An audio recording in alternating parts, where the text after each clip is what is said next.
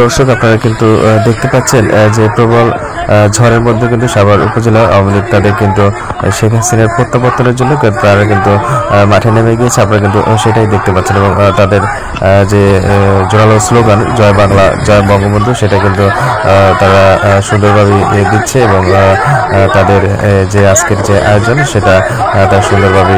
তাদের এই আয়োজনটা কিন্তু তারা রাজপথে চালিয়ে যাওয়ার কিন্তু ঘোষণা দিয়েছে এবং তারা অনবরত এই কাজটি করবে।